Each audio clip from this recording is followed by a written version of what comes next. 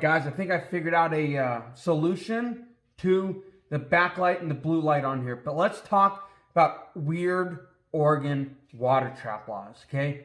I looked over the laws today. Stuff that's very weird. So you can take a 220, right, and put it on land.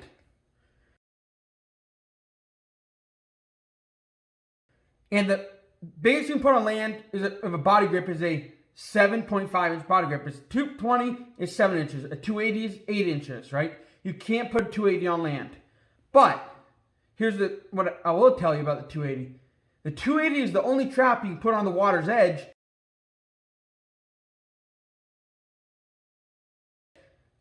that will potentially be eventually, because of fluctuation,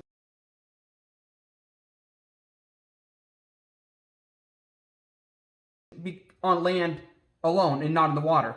And that is the only trap that you can take from land and move into the water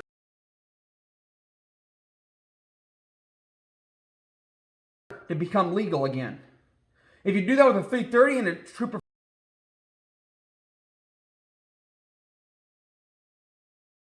finds a 330 there, you'll get a ticket. But if you take the 280 and put it there and you move the 280 back into the water, you won't get a ticket. So 330s on water's edge that will become, on fluctuating rivers that will become a dry land set, you will get a ticket if they find you doing it with 330. Because it's bigger than a 9-inch trap, which is weird. A 280, if you put 280 knowing that it could fluctuate a little bit and it may potentially end up on land, and you go there and move it, and the trooper finds it on land, and if he contacts you and then you move it, you won't get a ticket. But if it's a 330, because it's bigger than 9 inches, you will get a ticket. So basically, on water's edge, you should always set 280s. And the only exclusion to this with the 330s is in tidal basins. So if you're on the coast, Oregon coast, and you're in the tide water, in other words, where the tide moves in and out with the tide, it's an exclusion. But it's weird because you can put a 280 near the water's edge, but the second you do that with a 330 and it's on land completely, you can get a ticket. That doesn't make any sense, does it? It's strange. So you can put 280s on water's edges that will, after it becomes dry land, you are allowed to move it without getting a ticket. But if you try to put a 330 there and it ends up on land, dry land, and you try to move it, you will get a ticket. Does that make any sense? 330 on water's edge that ends up on dry land, you get a ticket. 280 that ends up on dry land and you move it, you won't get a ticket. So that's strange, right? Why? That's all it is an inch difference. A 280 is an 8-inch trap, and a 330 is a 10-inch trap. So that's strange, right? Looked up the laws, went into depth, a little more details today, and that's just a strange law. I think it has to do with animals and stuff, and not catching dogs and all that stuff, but that stuff is avoidable with the way we trap. We do things to avoid that stuff. We don't set near houses. We don't set traps that will catch dogs near houses. Being a responsible trapper is huge to helping protect the sport. So we don't set necessarily near houses. If I'm going to set a 220 on land, I'm not going to set it where the homeowner has cats even. I'm not going to set it where he has dogs. Anything that can end up in a 220, I'm going to set it somewhere in the swamp or way far away where the dog's not going to be. And I'm definitely not going to set it on a trail where someone's walking and be like, oh my God, there's a trap there. I don't want my dog in that, you know. That's how the anti-trappers and the PETA and all these Humane Society of Oregon are trying to pass the laws to limit trapping on beaver and stuff like that, coyote trapping, because they're trying to say that, well, I'm walking down the human trail and I see a trap. I don't want my dog in that. Well, here's my thought process on that.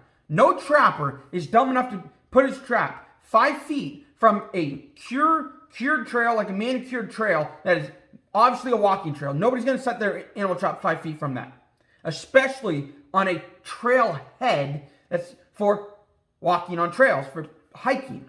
A trailhead is a walking trail. If it's just some random trail, we're usually going to set on game trails, not human trails, right? Why would we set on a human trail when it's made by humans? We're not trying to catch a human. We're not trying to catch a dog. We're trying to catch an animal. We're going to set on animal trails. And they're trying to push the agenda about, We don't want traps by trails. We don't, no human or dog owner wants to go walking along and be like, oh my God, there's a trap there. And I can tell you from being a dog owner, and not just a dog owner, a show dog owner, a dog that is in the ring a lot, multiple times a year, trying to win to become a champion dog. It's an expensive dog. It's a very expensive hobby. It's very strict. We aren't allowed to breed our dog unless if she's a winner, because it's a bloodline thing. Very strict things, like hyper restriction, meaning like super over the top strict, like guidelines that you will not break or you'll be banished from the community. Strict laws, and being a dog show owner and knowing those laws, I can understand where they're coming from. But as a trapper, I can also understand the fact that trappers with any common sense or any, perspective of what's going to happen was not going to set there. Okay? If a trapper sets there 5 feet from a trailhead with manicured trail that's made for humans walking, they deserve to get their license taken. I'm going to probably get flack for that. But if you're going to set 5 feet from a human trail, right? There's a human wide, 5 foot wide trail, and you're going to set 5 feet off it. You deserve to get your license taken. That's just stupidity. Okay? That's bottom line. You're not going to set on a human trail. All you're doing is, if you do, and you're stupid enough to do it, you're setting up for backlash, get our license, new laws passed, get our ban trapping in the states, and setting up all this stuff. Yeah. So we won't do that. But back to the land and water trapping stuff. Water trapping, you can set it 330 in the main channel. Now, I think an exclusion to that would be is if you're setting an irrigation ditch and the farmer opens the irrigation ditch and drains the whole ditch, and your trap is under 5 feet of water, and now it's dry land. That's kind of an exception because you didn't know, and you can fight that in court and be like, I had no way of knowing that it's going to be on land, because that's been filled for all summer, all year, right? It's going to be filled all winter, and all of a sudden they drain it. That's something you can fight. May not win, but there's a good chance to win. Now, that's the same scenario on water's edge where you're supposed to put a 280. Because legally, if a 280 ends up being on land, dry land, you can move it without getting a ticket. You put a 330 there and it ends up on dry land, you're getting a ticket even if you move it. So you can move a 280 without getting a ticket, but you can't move a 330 off dry land and get a ticket. 220s you can set in the water, you can set anywhere you want, and there's no laws. No laws on 220s. Anything from a 7-inch 220 down to a little RBG number 40, little 2.5-inch trap, little 2.5-inch little one like that you can set. No problems whatsoever. Zero. You won't have a problem. But second in Oregon, you put it 280 on land, you're getting a ticket. You put it on the edge of the water and it ends up on land and you move it back into the water, you're not getting a ticket. You set a 330 on the water's edge and it ends up on dry land, you're getting a ticket whether you move it or not. How does that make sense? Shouldn't it be the 330 on water's edge, 280 on water's edge, you move it to prevent the problem, you don't get a ticket? But you get a ticket either way if you set a 330 there and it's on land. Does that make any sense to anybody? Anybody. Makes no sense to me. But know what? I'm not going to be the person like, you know what? I'm a sovereign citizen. I don't have to listen to that. I don't have to listen to the police. I'm going to go do whatever the hell I want. That's not the way I am. I'm going to follow the laws. I'm going to follow what's there. Because I strongly also believe if you kill an animal, you take that animal if it's dead. You don't waste it. If the very least you should take is the pelt. Right? The very least, take the pelt. I don't like wasting stuff. If you're going to take the pelt, take that carcass and go put it in a field somewhere or in the forest where the coyotes are going to eat it. The nature's going to eat it and eat the animal. So it's doesn't go to waste, okay? Be resourceful like that. Don't waste the animals. Don't just kill an animal, throw it away. I don't believe in that. I kind of like to think about the Native Americans and the indigenous people of America, where they used every aspect of the animal and they traded pelts and stuff like that. They traded things for the animals. I like to kind of thinking, don't waste the animals, respect nature. As a trapper, don't waste anything. Take the pelts at the very minimum. Recycle the carcasses in the field. Don't just throw them in a garbage can, because then they go through all the systems, get all kinds of trash on, and they go out to the landfill. It's destroyed and all kinds of chemicals, and also it can kill birds, it can kill wildlife. So now, I'm not one of those hippie, earthy people, but I still believe in respecting nature, because that animal technically died because you killed it, but it gave its life for you to take the pelt and to recycle the meat or eat the meat. That's just some stuff that I believe in.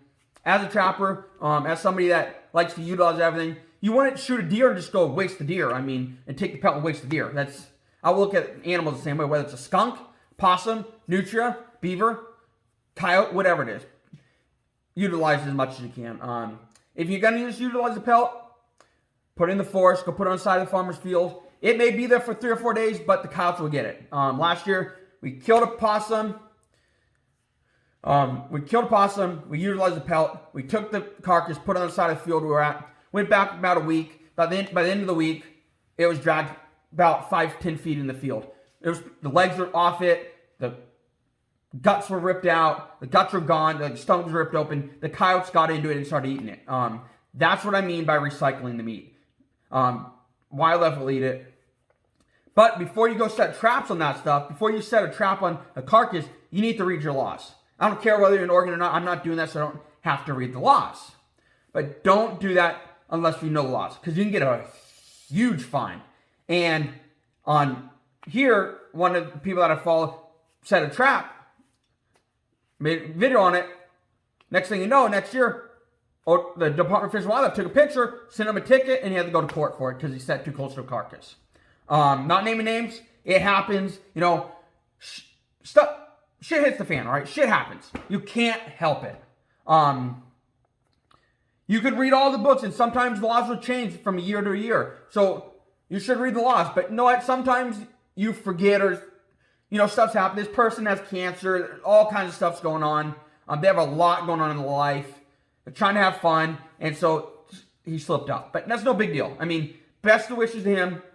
Definitely praying for him every day. It honestly breaks my heart a little bit that he has cancer.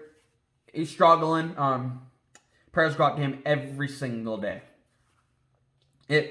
My dad had a cancer scare. My neighbor died of cancer. Cancer is a terrible, terrible thing, and my thoughts and prayers are with them.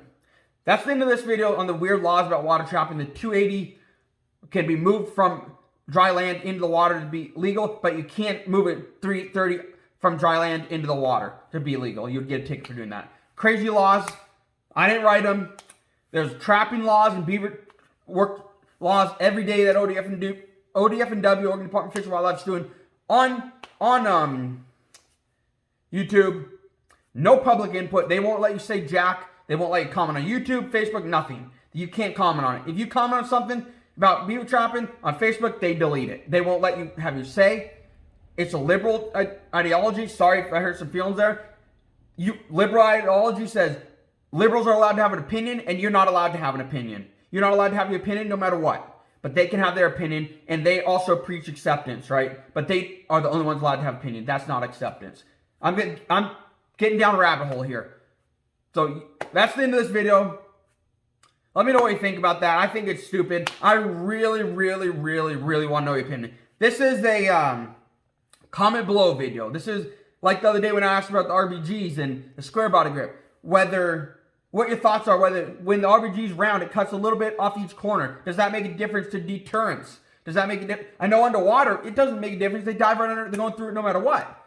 But on land, you see that much missing. It's round. The more likely to go through it because it's round, but there's also a little bit of corners missing. So is that little bit of corners make a difference? I had a bunch of comments on that. I want you to get below and comment on this video too about the laws. Have a great day. Go kill some animals.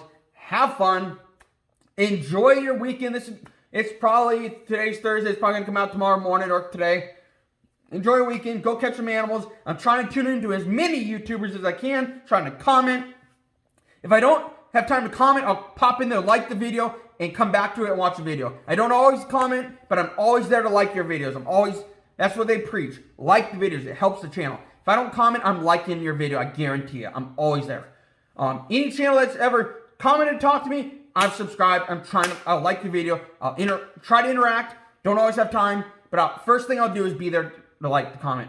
And then I'll try to come back later. Sometimes I get sidetracked. Sometimes you go out in the field, you do things, you get sidetracked, and you forget. I'll always try to comment. I'll always like the video. So I'm always there. I'm always reading stuff, watching it. Have a good one. Let me know what you think in the video. Have a good one.